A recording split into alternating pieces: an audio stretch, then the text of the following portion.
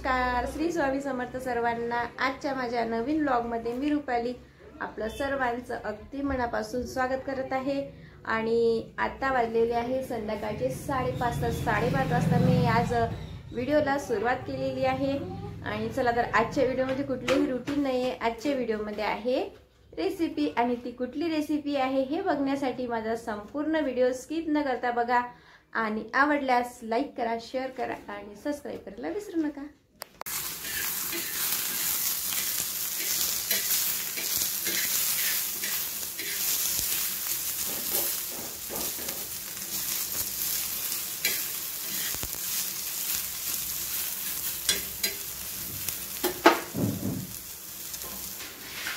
चला तर मग तुम्हाला पण त्या भाजीचं खाऊन कंटाळा आलेला आहे का? तर मग चला आपण आज काही वेगळी भाजी बनवूया। आणि कसं आहे, मला तर तशा नेहमी सुक्या भाज्या आवडतात, पण आज म्हटलं चला मसाल्याची पण भाजी बनवू। कधी कधी इच्छा होते मसालेदार खाण्याची, तर मग मी केव्हा केव्हा मसाल्याची पण भाजी बनवायला घेते।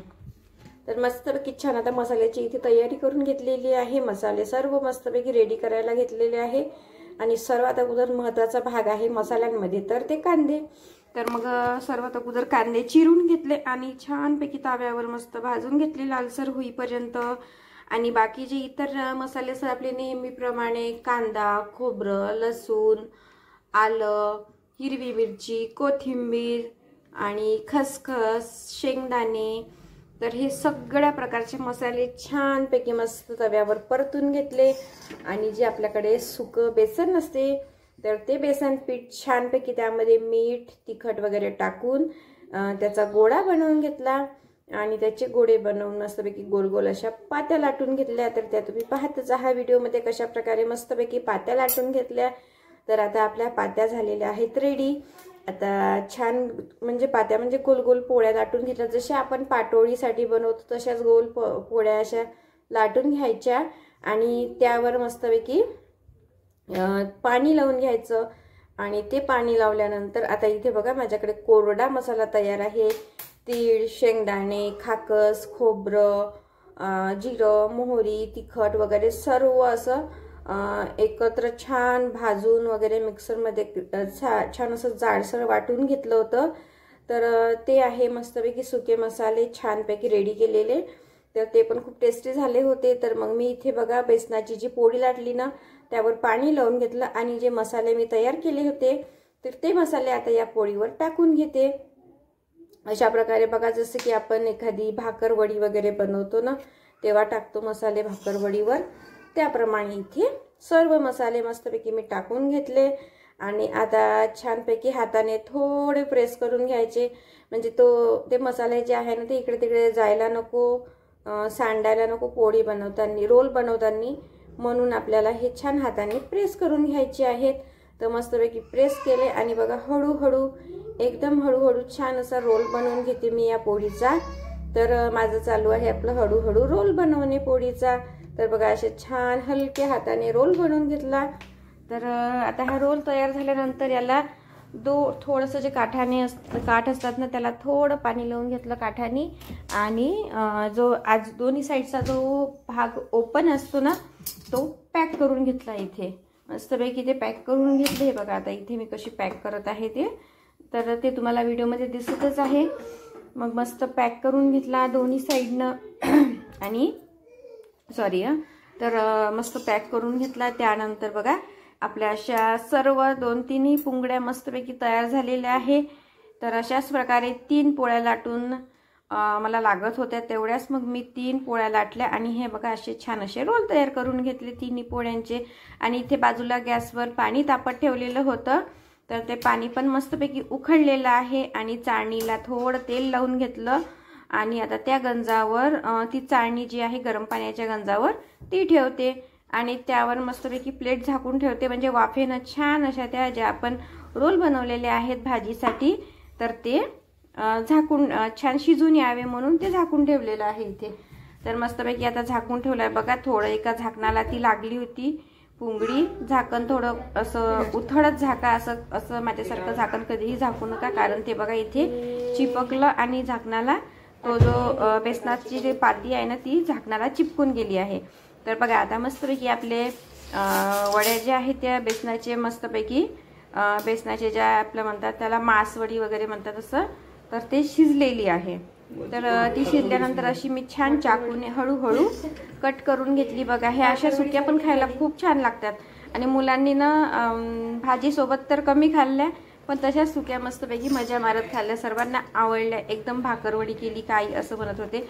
आज सर्वजणाला वाटलं की आज छानपैकी आईने भाकरवडी बनवलेली आहे, पण खूप टेस्टी लागत होत्या. हे असे सुक्या खायला पण आवडते. तर मग मी काही मसाल्यामध्ये पण घातल्या भाजीच्या आणि काही अशाच ठेवल्या, अशाच ताटामध्ये वाढल्या होत्या. सर्वांनी तशा पण आवडीने खूप खाल्ल्या मस्तपैकी. तर बघा आता इथे आपल्या मस्त छान अशा आपल्या मासवड्या रेडी झालेल्या आहे. तर आता आपल्याला मासवड्यासाठी बनवायचा आहे रस्सा.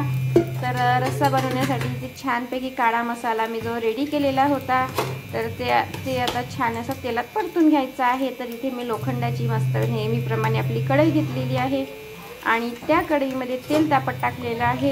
तर चला तर आता तेल तापल्यानंतर मस्तपैकी आपण छान असं तेल तापल्यानंतर जो मसाला आहे ना तो आपण टाकून घेणार आहोत. इथे जो बारीक केलेला मसाला आहे काळा मसाला, तो तेलामध्ये मस्तपैकी परतून घेऊ.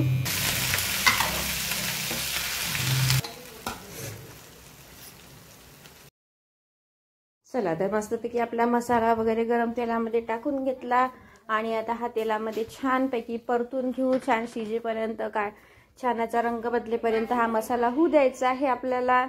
आणि मस्तपैकी मसाला झाल्यानंतर यामध्ये माझ्याकडे धने पावडर वगैरे बारीक मसाले जे आहेत ना सुकेवाले ते पण टाकून घेते. तर मी टाकून घेतली आहे आता इथे धने पावडर. तर बघा छानपैकी आता मसाला होत आहे आणि भाजीसाठी लागणारं गरम पाणी पण मी इथे बाजूला भांड्यामध्ये उकळत ठेवलेलं आहे. चला तर मस्तपैकी आपला मसाला आता होत आलेला आहे. तर असाच आपला छानपैकी कमीत कमी मसाला शिजायला आपल्याला 15 मिनिट लागणार आहे. आणि हा सर्व मसाला परतून झाला की छान शिजल्यानंतर आपण यामध्ये टाकणार आहोत जे कोरडे मसाले आहेत आपल्याकडे साधे नेहमीप्रमाणे तिखट, मीठ, हळद आणि जो गरम मसाला असेल किंवा गोडा मसाला असेल तुमच्याकडे जो मसाला असेल तो तुम्ही टाकू शकता. तर मग असे सगळे मसाले टाकून घ्यायचे आणि छानपैकी परत तेलामध्ये परतून घ्यायचे. आणि जे गरम पाणी आपण उकळत ठेवलेलं आहे ते पण टाकून घेऊ.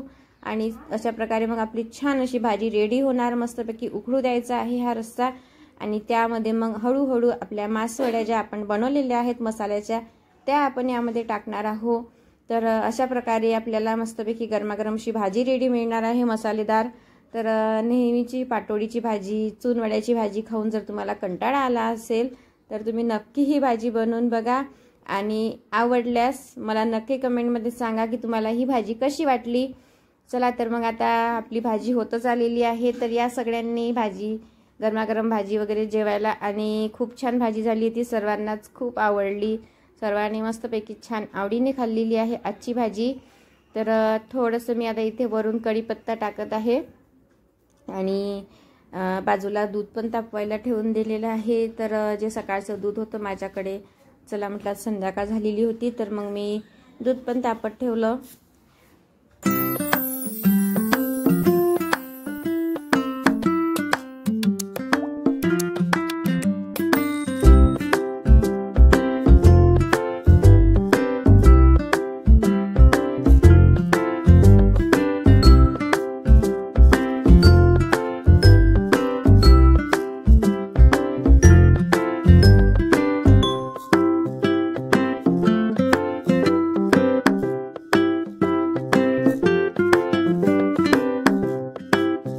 चला तर मग आपली मस्त अशी भाजी तयार झालेली आहे, गरमागरम रस्सेदार भाजी.